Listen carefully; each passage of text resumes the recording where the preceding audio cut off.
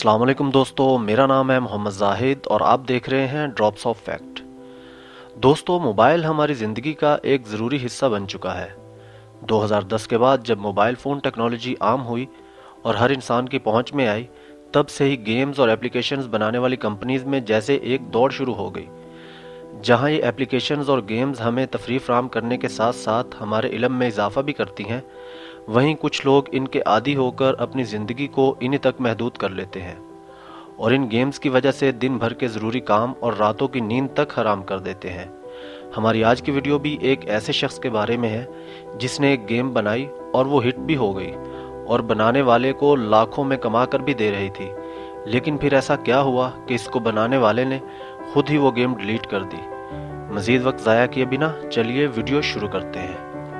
فلیپی bird ایک mobile game تھی جسے مئی 2013 میں ریلیز کیا گیا تھا اور دیکھتے ہی دیکھتے یہ اتنی مقبول ہو گئی کہ 2014 میں ایپل سٹور پر 100 ممالک میں پہلے نمبر پر تھی۔ اس گیم کو بنانے والا ڈونگ یوان ایک دن میں پاکستانی 50 لاکھ روپے تک کما رہا تھا اور اس گیم کی مقبولیت دن بدن بڑھتی جا رہی تھی، لیکن پھر ایک دن ڈونگ نے اچانک سے اس گیم کو ختم کر دیا اور خود بھی کہیں غائب ہو گیا۔ ایک دن میں 50 لاکھ روپے کما کر دینے والی گیم آخر کوئی کیوں ختم کرے گا؟ اس گیم میں پیسے لگانے کے لیے انویسٹرز ڈونگ کے پیچھے پیچھے بھاگتے تھے۔ اس کے پیچھے ایک دلچسپ مگر سبق آموز کہانی ہے۔ دوستو، ڈونگ کا تعلق ویتنام سے تھا اور وہ ایک گیم ڈیولپر تھا۔ اس نے ایک سادہ سی گیم بنائی جسے بنانے میں اس کے صرف 3 دن لگے، جس کا نام اس نے فلیپی برڈ رکھا۔ فلیپی برڈ ایک بالکل سادہ سی گیم تھی جس میں ایک پرندہ جس کا نام فیبی تھا کو پائپ سے بچا کر اڑانا ہوتا تھا، لیکن ڈونگ کو اس بات کا احساس نہیں تھا کہ یہ سادہ سی نظر آنے والی گیم اتنی مشہور ہو جائے گی۔ یہ ڈونگ کی پہلی گیم نہیں تھی، اس سے پہلے بھی ڈونگ نے بہت سی گیمز بنائے جو کہ فلاپ رہیں۔ 2013 تک تو ڈونگ کو بھی یہی لگتا تھا کہ فلیپی برڈ بھی فلاپ رہے گی، لیکن پھر جیسے ہی 2014 شروع ہوا تو یہ گیم دیکھتے ہی دیکھتے لاکھوں لوگوں نے ڈاؤن لوڈ کی اور فلیپی برڈ بہت مشہور ہو گئی، یہاں تک کہ یہ گیم لوگوں کی زندگیاں متاثر کرنے لگی اور ان کی ایڈکشن بن گئی۔ مشہور یوٹیوبرز فلیپی برڈز پر ویڈیو بنانے لگے، نیوز چینل پر بھی فلیپی برڈز کا ہی چرچا تھا، یہاں تک کہ فلیپی برڈ کے کھلونے تک مارکیٹ میں آ گئے تھے۔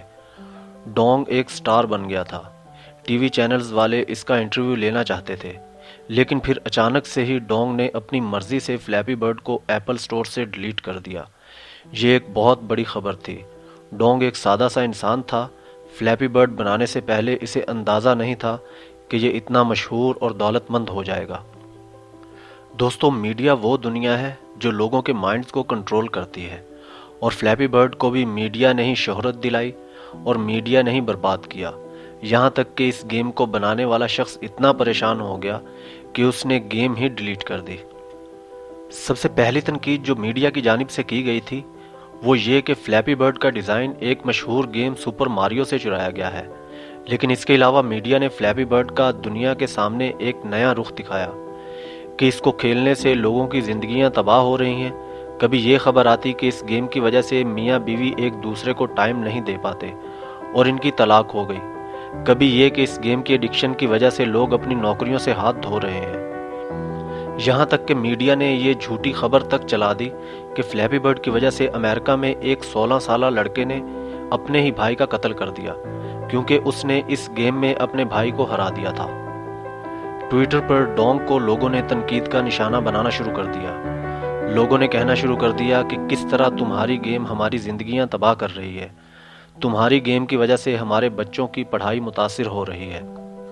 ڈونگ کے لیے یہ سب تنقید ناقابل برداشت ہو رہی تھی۔ جس گیم نے اس کی زندگی تبدیل کر دی تھی، اب اسی گیم کے لیے اس کے دل میں نفرت پیدا ہونی شروع ہو گئی۔ وہ یہ سوچنے لگ گیا کہ یہ سب اسی کی وجہ سے ہو رہا ہے۔ اس نے اسی پریشانی کے عالم میں خود کو گھر تک محدود کر لیا، یہاں تک خبریں آنے لگ گئیں کہ ڈونگ نے اس گیم کی وجہ سے خودکشی کر لی ہے، لیکن یہ خبر جھوٹ تھی۔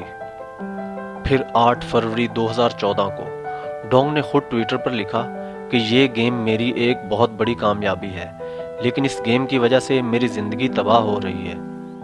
لیکن دنیا تب حیران رہ گئی जब डोंग ने एक और ट्वीट में लिखा कि मैं 22 घंटों के बाद फ्लैपी बर्ड को एप्पल स्टोर से हटा रहा हूँ, अब मैं और बर्दाश्त नहीं कर सकता। और उस ट्वीट पर लोगों ने डोंग को कत्ल की धमकियां तक देना शुरू कर दी कि अगर तुमने फ्लैपी बर्ड को हटाया तो वो इसको कत्ल कर देंगे। लेकिन डोंग ने इनकी धमकियों की परवाह नहीं की और फिर 22 घंटों के बाद उस वक्त की मशहूर गेम फ्लैपी बर्ड को ख़त्म कर दिया गया। फ्लैपी बर्ड की कामयाबी ही डोंग की सबसे बड़ी दुश्मन बन गई थी। इसके बाद बहुत से लोगों ने फ्लैपी बर्ड्स के जैसी गेम बनाई, लेकिन कोई भी गेम फ्लैपी बर्ड जितनी मकबूलियत हासिल नहीं कर सकी। डोंग आज भी गेम्स बनाता है, लेकिन फ्लैपी बर्ड के बाद इसकी कोई भी गेम इतनी मशहूर नहीं हो सकी और ये शख्स आज एक गुमनामी की ज़िंदगी बसर कर रहा है। कुछ अर्सा पहले गूगल के CEO सुंदर पिचाई ने वियतनाम में डोंग से एक जूस की दुकान पर मुलाकात भी की थी।